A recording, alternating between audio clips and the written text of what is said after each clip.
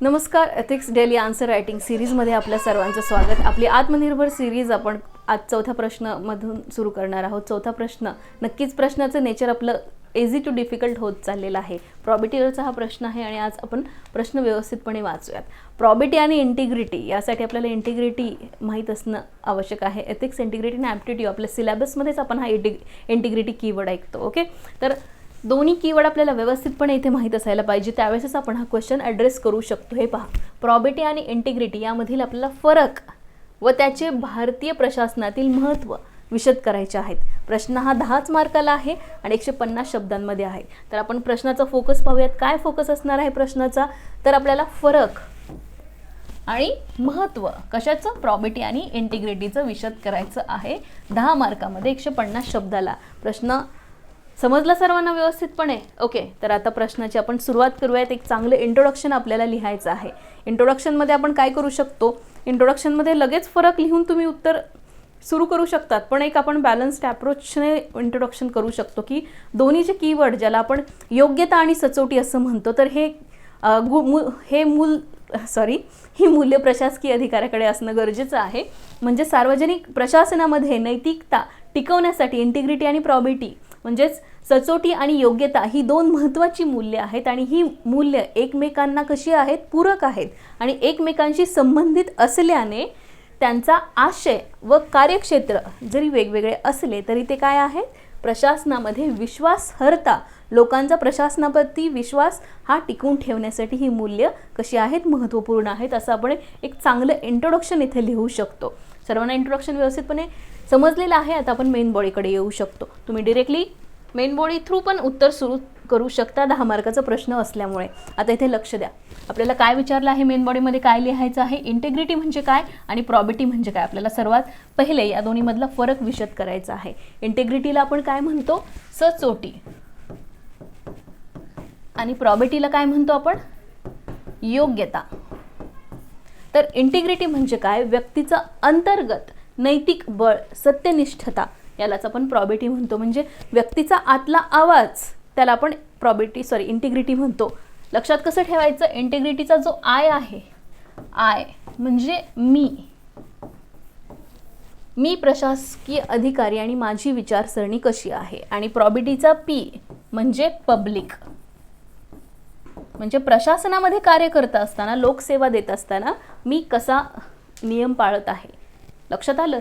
ती माझी योग्यता कशी आहे. तर हा महत्त्वाचा प्रॉबिटीमधला फरक आहे. या कीवर्ड्सने तुम्ही लक्षात ठेवू शकता. I stand for integrity, P stand for public probity. Okay, आता तुम्हाला खूप पटकन फरक लक्षात येईल. इथे वाचूयात. म्हणजे कोणताही अधिकारी दबावात न येता नियमानुसार काम करतोय, ही इज इंटिग्रल. म्हणजे त्याची इंटिग्रिटी या कामामध्ये आहे. पण प्रशासनामध्ये, सार्वजनिक सेवेमध्ये स्वतःचं योगदान देत असताना नियम पालन करणे, उदाहरण एखाद्या टेंडर प्रक्रियेमध्ये पारदर्शकता राखणे, हितसंबंधांचा संघर्ष टाळणे, हे कशाची उदाहरणे आहेत? ही प्रॉबिटीची उदाहरणे आहेत. म्हणजे इथे दबावाखाली काम न करणे, इथे पारदर्शकता राखणे आणि हितसंबंध जोपासणे. थोडक्यात आपण कसं म्हणू शकतो? आपण लक्षात घ्या, आपली डेफिनेशन काय आहे प्रॉबिटीची? पिता. म्हणजे इंटिग्रिटी, जर एखादा ऑफिसर इंटिग्रल असेल तर नक्कीच त्याच्यामध्ये प्रॉबिटी असू शकते. म्हणजे ही एक बास्केट आहे प्रॉबिटी, म्हणजे ज्याच्यामध्ये इंटिग्रिटी आहे, अकाउंटेबिलिटी आहे, ट्रान्सपरन्सी आहे. तुमचे जे काही सर्व कीवर्ड्स आहेत ते प्रॉबिटीच्या अंतर्गत येतात. ही खूप ब्रॉड टर्मिनॉलॉजी आहे प्रॉबिटी, त्याच्या अंतर्गत इंटिग्रिटी पण येऊन जाते. ओके, आय होप तुम्हाला इथेच सगळं उत्तर क्लिअर झालेलं असेल. आता आपण काय करूयात? पुढे आपल्या अजून काही एक पॉईंट पाहूयात, किंवा एक चांगलं उदाहरण देऊन किंवा एखादी सोल्युशनचा ॲप्रोच इथं आपण एका पॅराग्राफमध्ये लिहू शकतो आणि नंतर आपण कन्क्लुजनकडे येऊ शकतो. आता लक्षात घ्या, भारतीय प्रशासनामध्ये दोन्ही महत्त्वाचे आहेत. कशामुळे? तर आपलं प्रशासनामध्ये लोकांचा लोकविश्वास, लोकसहभाग वाढवण्यासाठी प्रशासकीय अधिकारी ज्यावेळेस निर्णय घेतो, एखादं कार्य करतो प्रशासनामध्ये, त्याच्याजवळ जी उत्तरदायित्व आहे हे सर्व व्यवस्थितपणे पार पाडण्यासाठी त्याला काय करावं लागतं? तर इंटिग्रिटी आणि प्रॉबिटीचा आधार घ्यावा लागतो. म्हणजे भ्रष्टाचार विरोधी कायदे, आचारसंहिता आणि CVC, कॅग यांसारख्या संस्था काय करतात?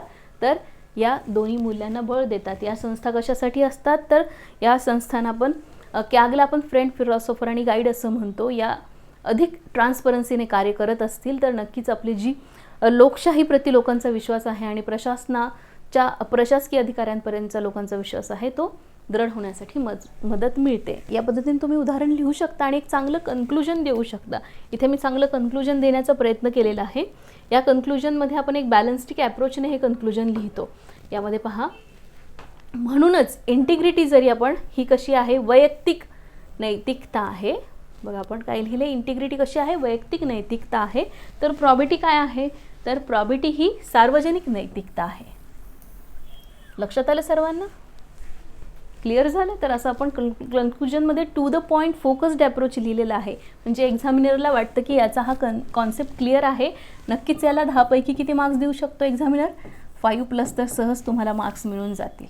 कधी? ज्यावेळेस तुम्ही असं कन्क्लुजन इतकं फोकस्ड अप्रोचने कन्क्लुजनला जाल. भारतीय प्रशासनामध्ये सुशासन व जनतेचा विश्वास टिकवण्यासाठी काय करावं लागेल? दोन्ही मूल्यांचा काय आपल्याला इथं समन्वय करणे आवश्यक आहे.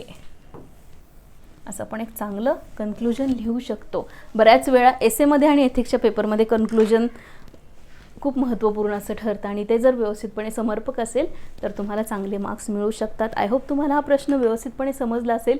तुमचे काही डाऊट प्रतिक्रिया असतील तर तुम्ही कमेंट सेक्शनमध्ये कमेंट करू शकता. आपण भेटूयात आपल्या 5th आन्सरमध्ये. थँक्यू.